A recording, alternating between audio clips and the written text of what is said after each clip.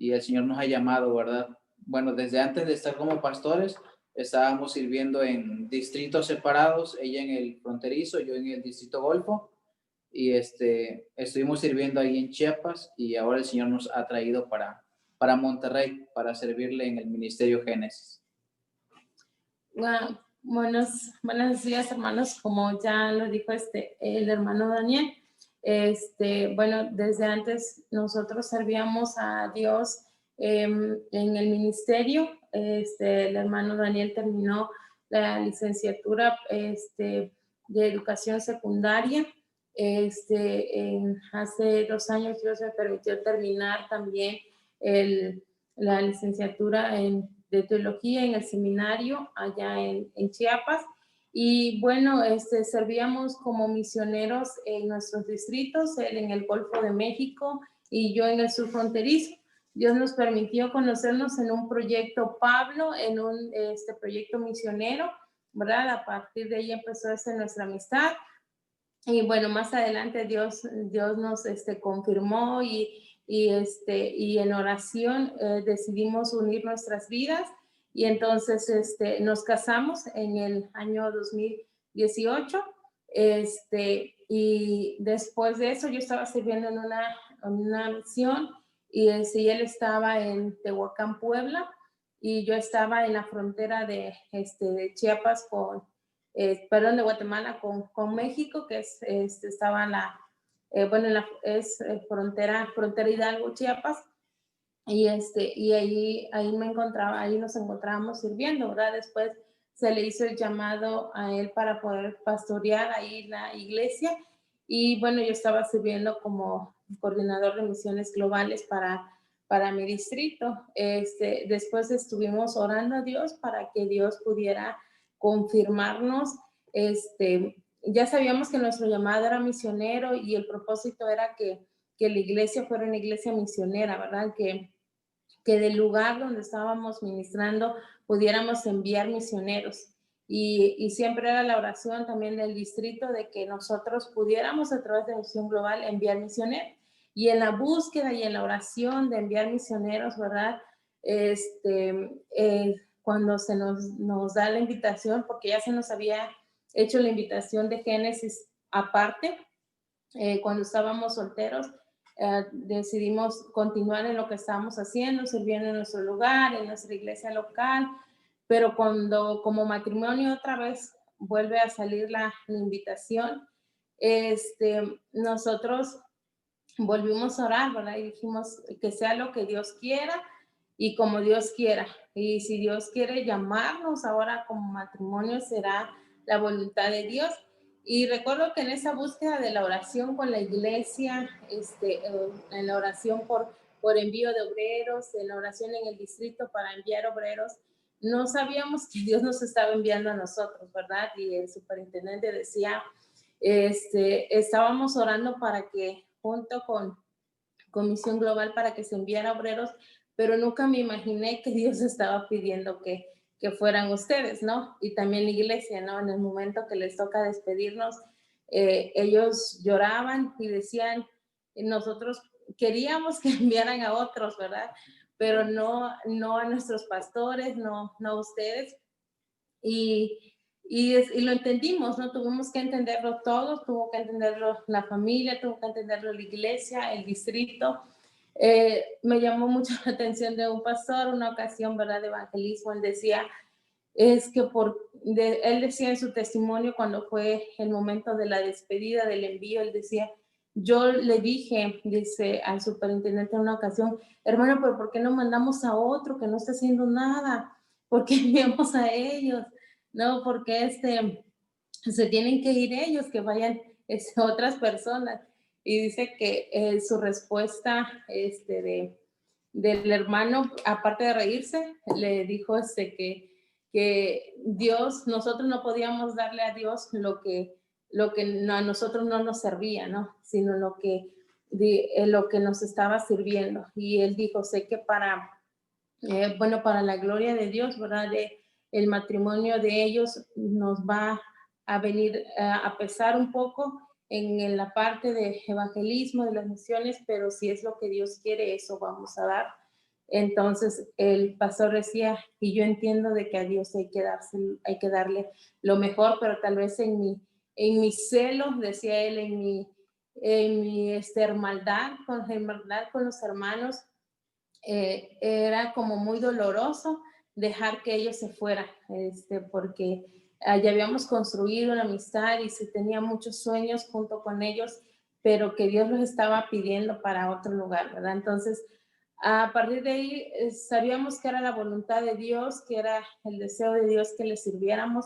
Y cuando nuestra asignación fue dada a Monterrey, nos dimos, los dos nos quedamos sorprendidos porque pensábamos que íbamos a ir hacia otro lugar, ¿no? No aquí mismo en México, pero entendimos también de que Dios quería que estuviéramos aquí y que a pesar que no estamos en otro país distinto al nuestro, ¿verdad? Muchos decían, no van a sufrir tantas cosas porque es su propio país, ¿verdad? Pero al llegar a Monterrey y ver, o sea, el choque realmente cultural en el que nos enfrentábamos, sabíamos que no era necesario salir de nuestro país porque ya lo estábamos viviendo desde nuestra llegada cuando venimos y salir de Tapachula de 38, 40 grados, ¿verdad? Y que casi todo el tiempo se mantiene allá y lo más frío es el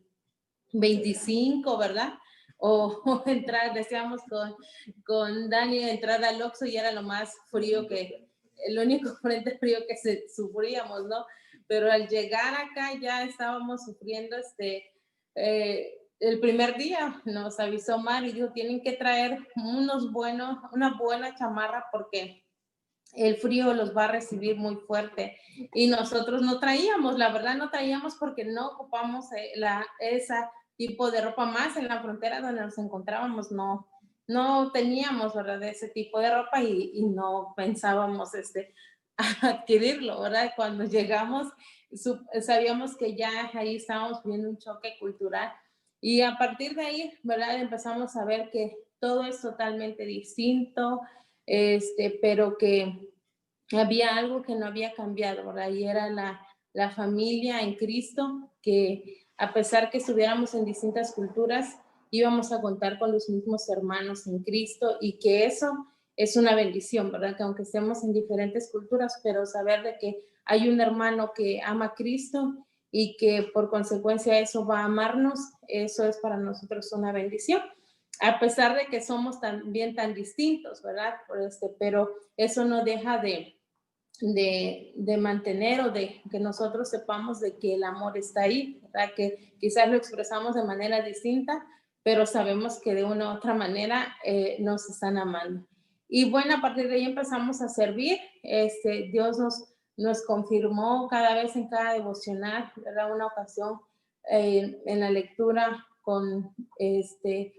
estábamos orando y leyendo Jonás y en esa lectura nos damos cuenta cómo Jonás al principio no quería ir a ese lugar y Dios le dijo, es que ahí tienes que ir. Y decía, ¿pero por qué? Si eso es, y él, bueno, hablando, ¿no? Del contexto en el que vivía Jonás, él estaba como que menospreciando ese lugar, que ya no necesitaba este perdón y que ya no quería ir ahí. Y quizás al principio a nosotros nos costó un poco eso, ¿no? Pero Dios nos confirma a través de esa lectura y a partir de ahí estamos sirviendo ahora en 2 sitios, en Fomerrey 23 y en Valle del Roble, que es parte de Cadereyta. En los 2 sitios también son totalmente distintos, ¿no? Uno es como de personas más adultas, de gente originaria de Monterrey, que, bueno, toda su vida de ellos son sus casas y todo, y en otro lugar son gentes que ha venido a trabajar o gente igual de Monterrey, pero que la situación en cuestión de recursos es mínima, ¿no? Entonces, son 2 sitios totalmente distintos. Hemos trabajado con ellos y en esos lugares hemos estado primero dándonos a conocer, orando, haciendo caminatas de oración, discipulado, Gracias a Dios, las personas han respondido, a pesar que no ha sido fácil, pero las personas han respondido. Y bueno, en medio de toda esta pandemia, cuando tuvimos que parar fue un poco difícil para nosotros porque apenas prácticamente estábamos iniciando y tener que parar así, ¿verdad? Era como que difícil porque algo que también caracteriza, yo me imagino que todos los lugares del norte, por cuestión de la delincuencia y todo eso, es de que no te dan mucha confianza. Entonces no teníamos teléfono de nadie, de ellos, porque por lo mismo, ¿no? De que o sea, si quieren pueden venir a mi casa y todo, pero no el teléfono. Entonces eso era un poco más difícil porque al no contar con algo como contactarnos, más que orar. Y en medio de la oración, una ocasión que salimos, solamente para avisarles por medio de cartas que íbamos a volver a regresar cuando todo esto pasara. Las personas estaban sensibles y pudimos encontrar a 2 adolescentes que pudieron arrepentirse e iniciar ya un discipulado. Y después ya ahora estamos yendo a cada sitio una vez, nada más. Teníamos asignados 2 veces a cada sitio, 3, perdón, y entonces ahora solamente estamos por una vez, ¿verdad? A cada lugar, y los devocionales los días domingo en las casas de los hermanos. El próximo domingo, en medio de todo esto, muchos han terminado su discipulado, muchos han iniciado ya la escuela de liderazgo, que eso nos da a nosotros una bendición. Yo creo que, bueno, la hermana Olga está aquí y ella es parte de eso, ¿no? De ese proceso. Y el siguiente, perdón, y el 1 de noviembre, si Dios lo permite, algunos de ellos van a ser recibidos como miembros en plena comunión de la Iglesia del Nazareno. Entonces, eso para nosotros es darle gloria a Dios, ¿verdad? Porque así hubiera sido uno durante este tiempo, pero por ese uno murió Cristo. Y damos gracias a Dios por eso. Y en base a eso, ¿verdad? Lo que el llamado y lo que hemos vivido, el hermano Daniel quiere compartir con ustedes esta pequeña reflexión.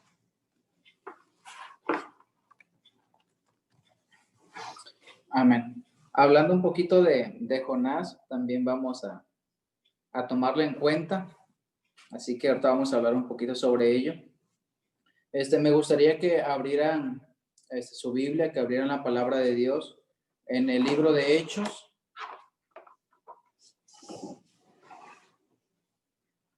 Hechos capítulo 16.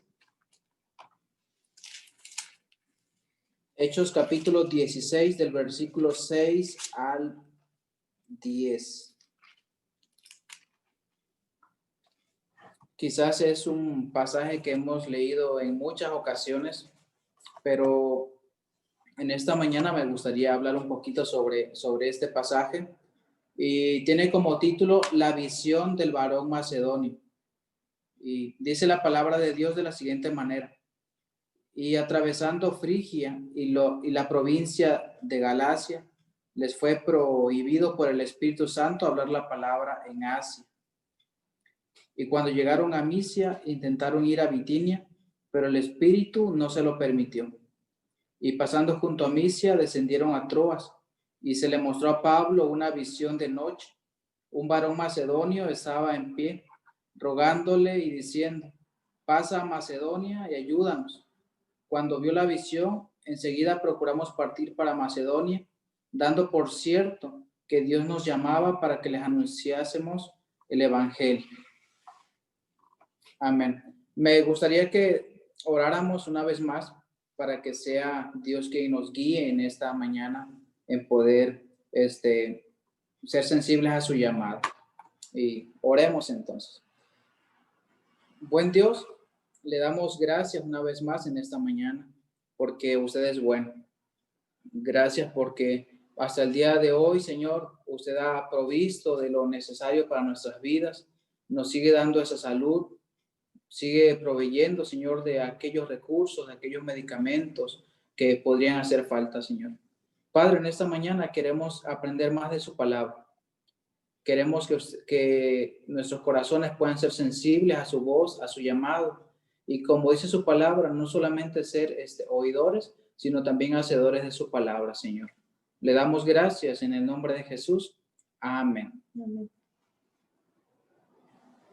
Entonces, yo le puse como título a este mensaje del día de hoy, un llamado urgente, basado en la visión del varón macedonio, ¿verdad?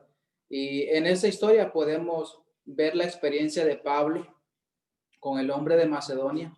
Y esa experiencia ha servido de inspiración para muchos jóvenes, adultos, para dedicarse a la obra misionera.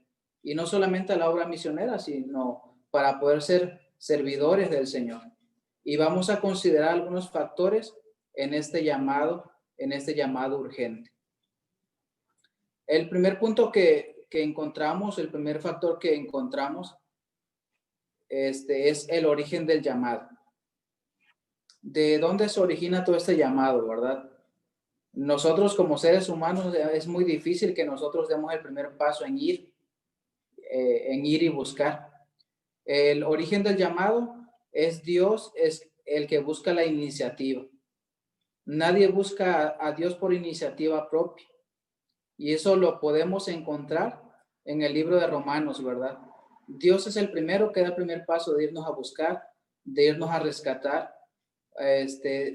Observamos en la parábola de la oveja perdida, ¿verdad?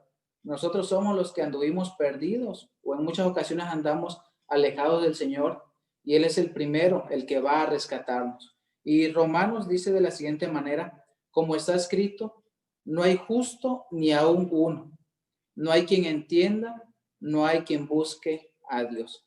Es muy difícil para el ser humano dar ese primer paso porque estamos quizás enseñados de que no necesitamos de nadie. Quizás el orgullo es una barrera que no nos permite decirle al Señor, yo te necesito, o dar ese primer paso, sino que el Señor es el primero que va a buscar. Ese es el origen del llamado. Dios es el que toca nuestros corazones para ir a hacer ese servicio.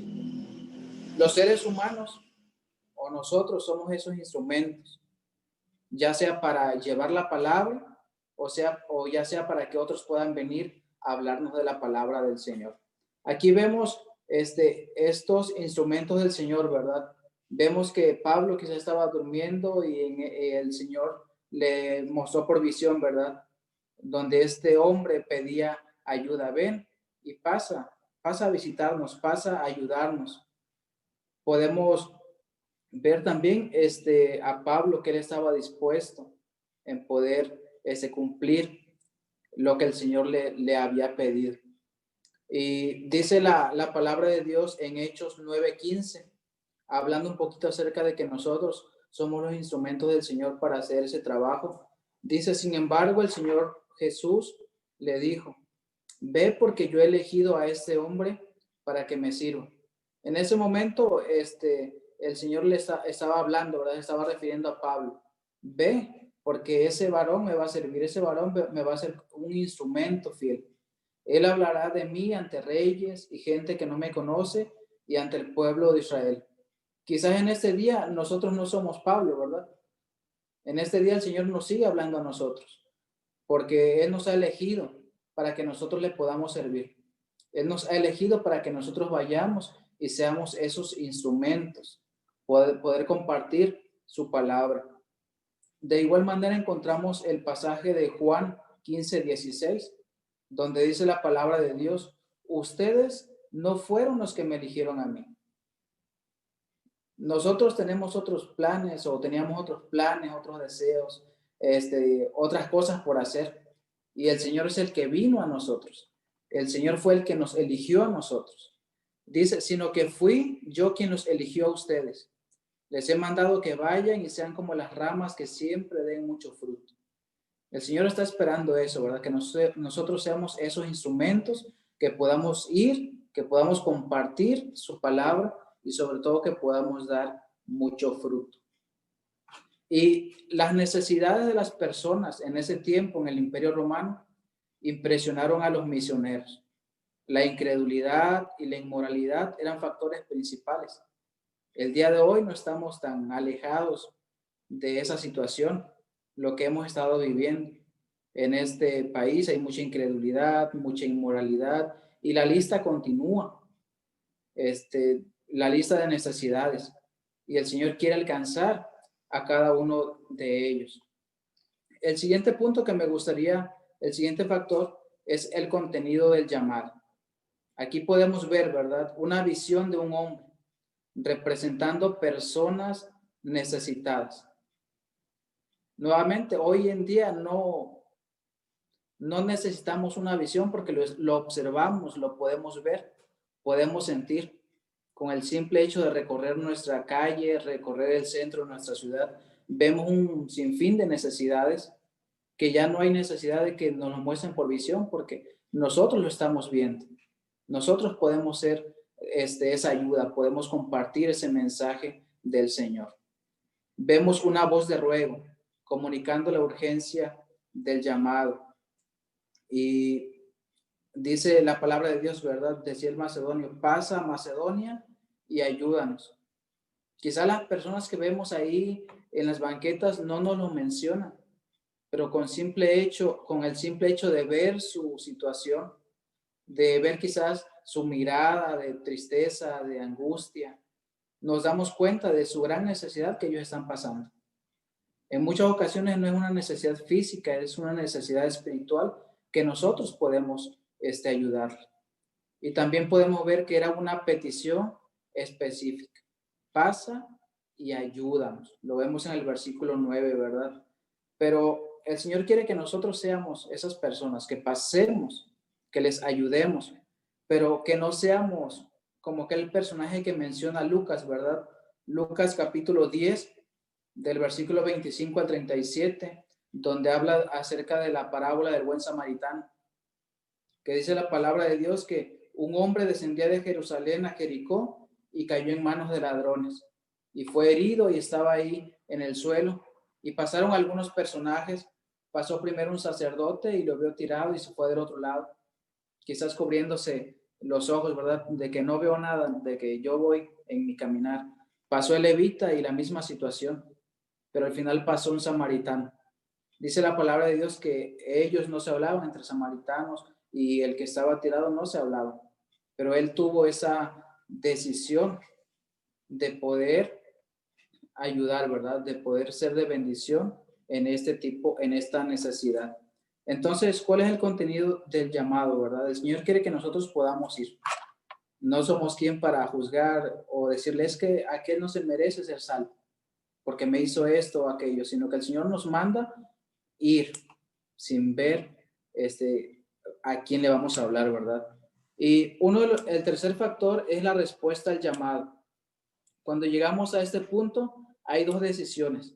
O le decimos, Señor, sí quiero ir, sí quiero compartir tu palabra, o la otra es huir, ¿verdad? Aquí vemos en el versículo 10 que dice la palabra de Dios en el libro de Hechos.